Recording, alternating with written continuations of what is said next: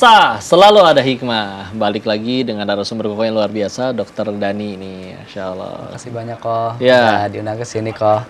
Aku mau tanya dong Koh. Iya, silakan Dok. Bagaimana menurut Koh Denis di masyarakat gitu ya, pandangan Koh Denis terhadap disabilitas di pelayanan publik begitu? Harusnya orang-orang di sekitarnya yang lebih sensitif. Maka kan harusnya menimbulkan rasa bersyukur dan menimbulkan rasa empati yang lebih tinggi. Supaya akhirnya menimbulkan kesadaran ya, aslinya kita itu hidup di tempat yang nggak bisa hidup tuh benar-benar sesuka kita. Saya rasa publik kalau misalnya sampai kayak ngelihat kayak gitu juga pasti mempersilahkan. Sekalinya ada yang berani nggak mempersilahkan atau malah mempermasalahin, wah itu bisa jadi abis dibully netizen tuh mereka, dirujak.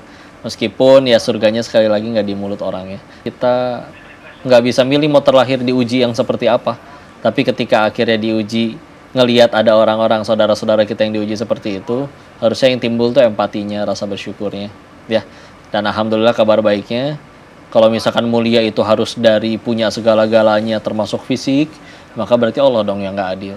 Tapi terbukti siapapun yang diuji, mau fisiknya, mau hartanya, mau ilmunya seperti apapun, selagi dia takwa nurut sama Allah, inna akramakum indallahi atqakum, yang paling mulia di antara kalian di sisi Allah adalah yang paling bertakwa, ya. Bahkan bisa jadi lebih mudah ke surganya beliau-beliau ini daripada kita yang ternyata ngakunya sempurna tapi malah dipakai maksiat. Rugi sekali ya.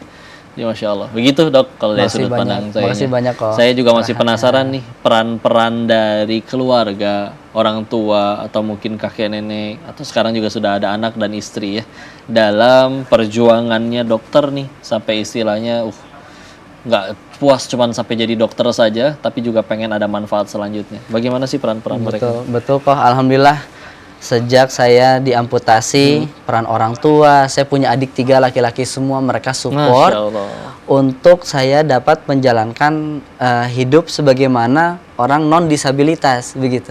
Sekolah gitu ya, kemudian saat sekolah itu tetap bisa aktif berolahraga, itu mengantarkan saya olahraganya renang loh Koh. Gitu.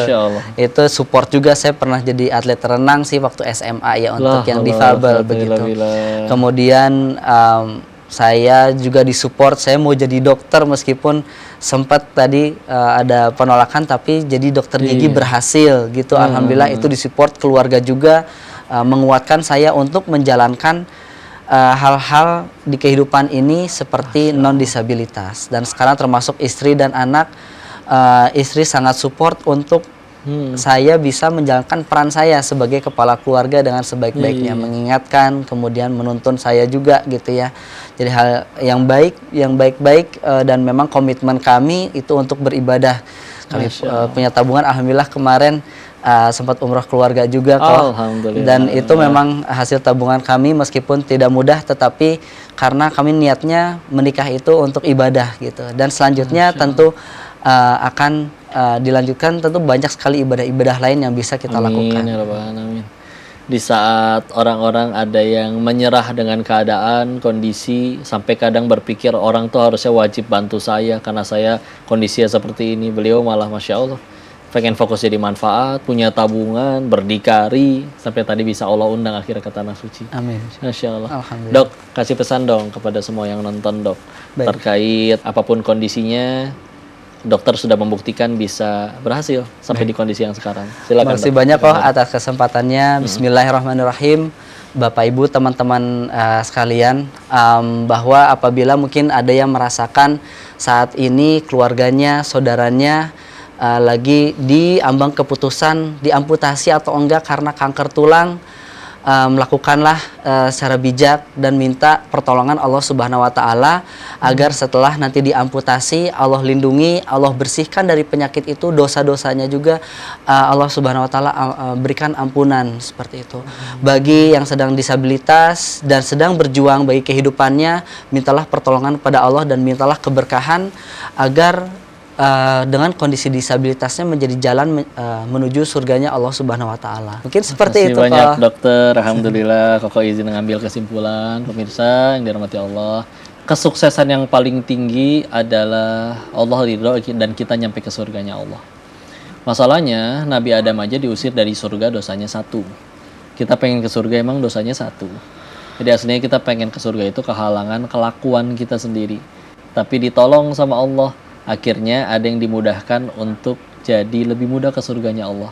Salah satunya bisa jadi adalah diuji fisik, nggak minta seperti ini, kejadiannya seperti ini. Maka bisa jadi kalau kita nyampe surganya Allah itu bukan karena ibadah kita, tapi karena sabarnya kita ngadepin ujian selagi waktu di dunia. Dan kalau melihat itu pada narasumber kita yang luar biasa hari ini, sampai karyanya, sampai perjuangannya, inspiratif banget. Kalau ngucapin makasih banyak sekali lagi pada Dokter banyak ini. kok. Saya doain saya juga mudah-mudahan bisa jadi kebaikan seperti dokter. Amin, ya. Dan mudah-mudahan ini bisa menjadi inspirasi bagi semua yang nonton. Untuk itu kita doakan beliau dan kita akan ketemu lagi nanti di acara sah selanjutnya dengan narasumber yang juga tidak kalah luar biasa. Sampai jumpa di episode selanjutnya, tetap di sah. Selalu ada hikmah. Assalamualaikum warahmatullahi wabarakatuh. Waalaikumsalam.